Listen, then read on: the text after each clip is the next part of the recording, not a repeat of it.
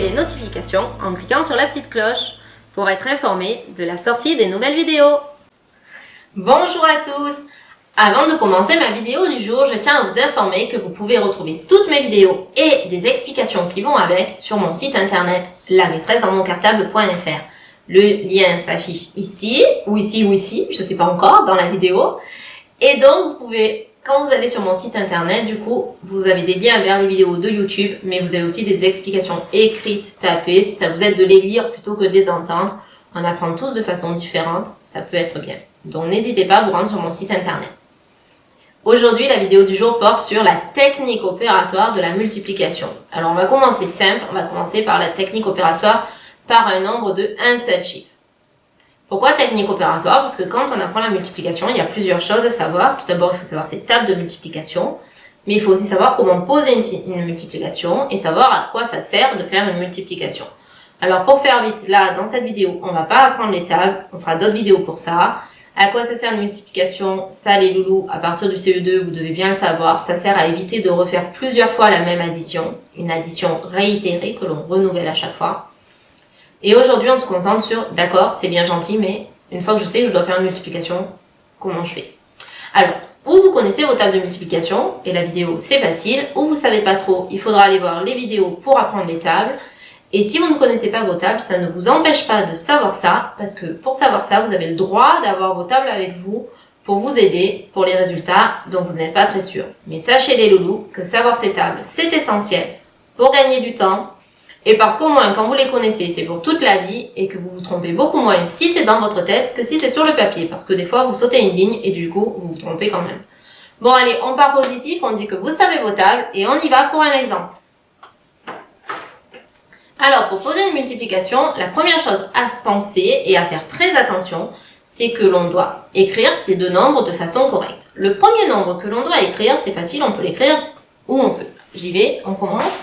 Admettons que l'on veut faire 684 fois, on va prendre quelque chose de plutôt simple, dans l'étape facile à apprendre, celle de 5. Alors, on va faire x 5.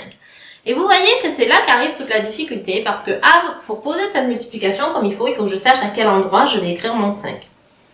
Vous allez peut-être penser que ça ne sert à rien, mais je vous conseille vraiment d'y faire très attention, parce que dans la prochaine vidéo, quand on apprendra à poser une multiplication à deux chiffres, à l'endroit où on écrit son chiffre est très important.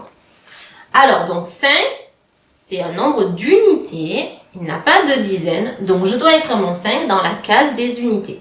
Et ma case des unités, en fait, elle est déterminée par le premier nombre que j'ai écrit. Les unités, les dizaines et les centaines. Donc mon 5, là, je dois l'écrire en dessous du 4. On aligne bien les unités ensemble. Et je trace un trait qui va me servir pour poser mon calcul, mais ça, vous le savez. Et on y va. On connaît sa table de 5, c'est pas très compliqué. 5 fois 4, ça fait 20. Et là, arrive un problème. À quel endroit dois-je écrire le 2? À quel endroit dois-je écrire le 0? Alors, 5 fois 4, 20. Il y a 0 unité. Donc, le 0, je le mets dans la colonne des unités. Parce que dans 20, il n'y a pas d'unité. Mais il y a 2 dizaines. Et le 2 dizaines, alors, mais j'ai pas le droit de l'écrire là, les loulous.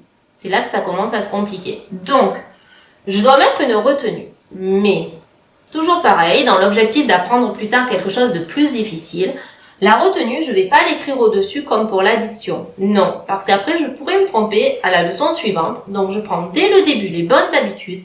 Je trace un trait sur le côté de mon calcul et toutes mes retenues, je vais les écrire là. Donc, j'ai dit 5 fois 4, 20.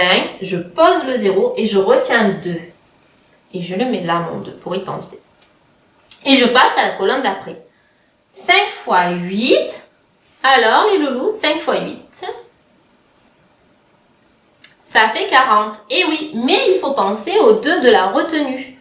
Donc, 40 plus 2, ça fait 42. Je barre mon 2 parce que je l'ai déjà pris. 42, je vais écrire mon 2 en dessous du 8 parce que c'est celui-là qui m'a permis de le trouver. Et le 4, je vais en faire une retenue que je vais écrire sur le côté. Et je passe au chiffre d'après. 5 fois 6, ça fait 30. Et 4 de retenue, ça fait 34. Donc, j'écris mon 4 en dessous du 6. Et j'ai 3 en retenue. Alors, je barre mon 4 parce que je l'ai pris. Le 3 de retenue, je pourrais l'écrire là.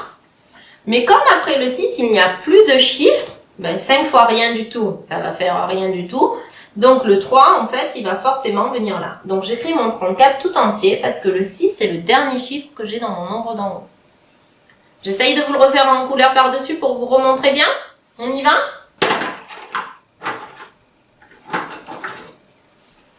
Donc, 5 fois 4, donc je distribue mon 5 au 4, ça fait 20. Donc, j'écris mon 0 et je retiens 2. 2, c'est une dizaine, alors je l'écris en rouge, code couleur. 5 fois 8, je vais distribuer mon 5 au 8, qui est dans la colonne des dizaines. 5 fois 8, 40, plus le 2, 42. Donc, j'écris mon 2. Et mon 4 de retenue, en fait, c'est une centaine. Donc, je le mets en vert. Et maintenant, je distribue mon 5. 5 fois 6, ça fait 30, plus 4, ben ça fait 34. Donc, le 4, il est dans ma colonne des centaines. Et mon 3, il est dans la colonne des milliers. Si vous voulez, on peut choisir la couleur pour la colonne des milliers. Hop. On est assez limité. Voilà. Et donc, ce nombre, on dit, quand on dit le résultat, on dit le produit de 684 par 5, c'est 3420. 3420, c'est le résultat d'une multiplication. Donc, on appelle ça le produit.